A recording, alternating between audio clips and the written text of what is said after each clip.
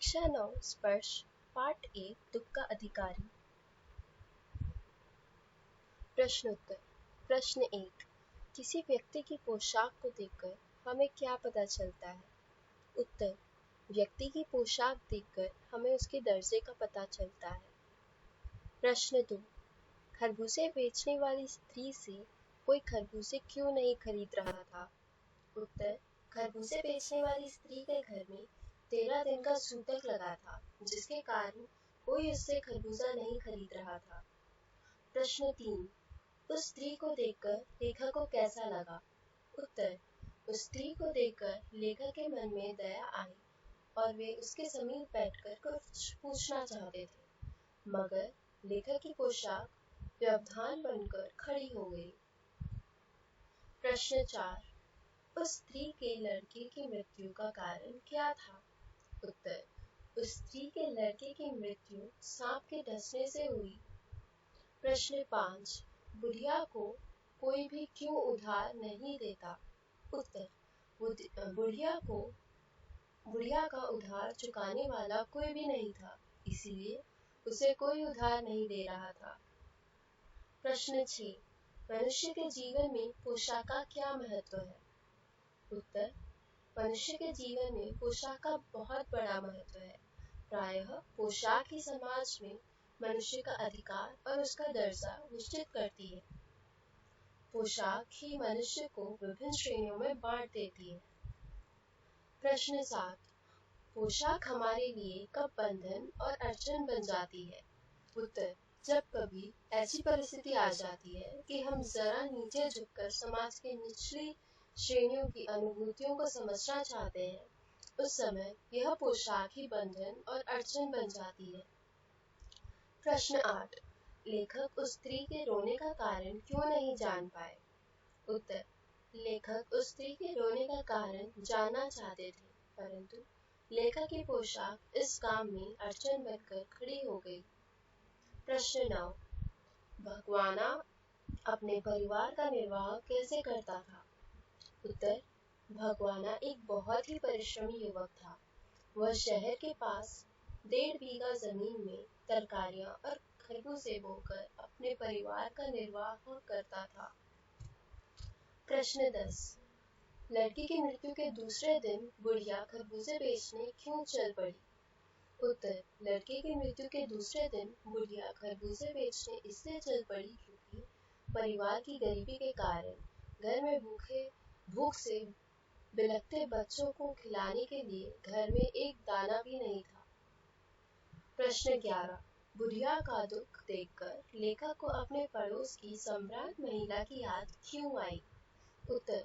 लेखक को बुढ़िया के दुख को देखकर अपने पड़ोस की सम्राट महिला की याद इसलिए आई क्योंकि उसके बेटे का भी देहांत हुआ था।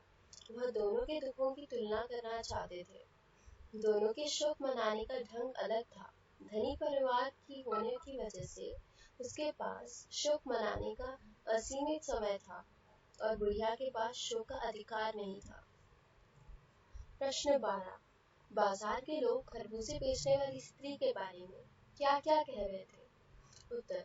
बाजार के लोग खरबूजे बेचने वाली स्त्री के बारे में तरह तरह की बातें कर रहे थे। कोई घृणा से भुक्कड़ बेहाय कर रहा था, कोई उसकी नीयत को दोष दे रहा था, कोई कमीनी, कोई रोटी के टुकड़े पर जान देने वाली कहता, कोई कहता इसके लिए रिश्तों का कोई मान नहीं है। परचून वाला लाल कह रहा था, इनके लिए अगर मरने जीने का कोई मतलब नहीं है तो दूसरों का धर्म ईमान क्यों खराब कर रही है? प्रश्न 13। पास पड़ोस की दुकानों से पूछने पर लेखक को क्या पता चला? उत्तर। पास पड़ोस की दुकान पर पूछने पर लेखक को यह पता चला कि बुढ़िया का जवान बेटा सांप के काटने से मर गया है। वह परिवार में एकमात्र कमाने वाला था। उसके घर का सारा सामान बेटे को बचाने में खर्च हो गया। घर में दो पोते भूख से बिलख रहे थे, इसीलिए वह खरबूजे बेचने बाहर आई है। प्रश्न 14। लड़के को बचाने के लिए बुढ़िया ने क्या क्या उपाय किए? उत्तर। लड़के की मृत्यु होने पर बुढ़िया पागल सी हो गई। वह जो कर सकती थी उसने किया। वह ओझा को बुला लाई, झाड़ना फूकना हुआ, नाग देवता की पूजा भी हुई।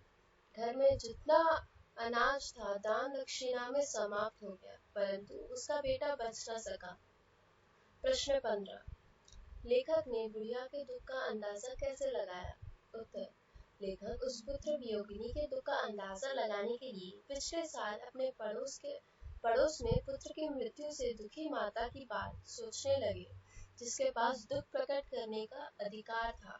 अवसर दोनों थे, परंतु यह बुढ़िया तो इतनी असहाय थी कि वह ठीक से अपने पुत्र की मृत्यु का शोक भी नहीं मना सकती थी। प्रश्न 16। इस पाठ का शीर्षक दुख का अधिकारी कहाँ तक सार्थक है, स्पष्ट कीजिए। इस पाठ का शीर्षक दुख का अधिकारी पूरी तरह से सार्थक सिद्ध होता है, क्योंकि यह अभिव्यक्त करता है कि दुख प्रकट करने का अधिकार व्यक्ति की परिस्थिति के अनुसार होता है। यद्यपि दुख मनाने का अधिकार सभी का है।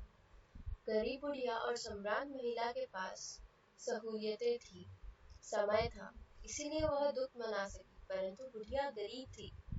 भूख से बिलखते बच्चों के लिए पैसा कमाने के लिए निकलना था। उसके पास न सहूलियत थी न समय। वह दुख न मना सकी। उसे दुख मनाने का अधिकार नहीं था, इसलिए शीर्षक पूरी तरह सार्थक प्रतीत होता है। निम्नलिखित के आशय स्पष्ट कीजिए। प्रश्न 17।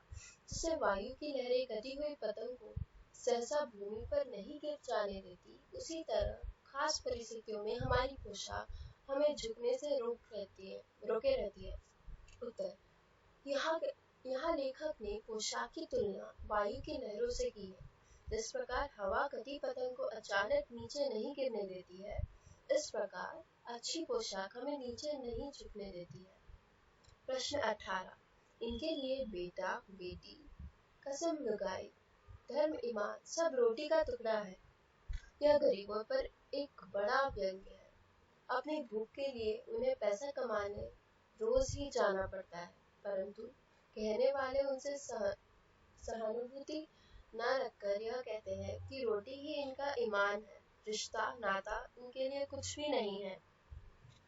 प्रश्न 19। शोक करने गम मनाने के लिए भी सहूलियत चाहिए और दुखी होने का भी एक अधिकार होता है।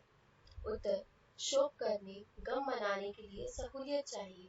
यह व्यंग्य अमीरी पर है, क्योंकि अमीर लोगों के पास दुख मनाने का समय और सुविधा दोनों होती है।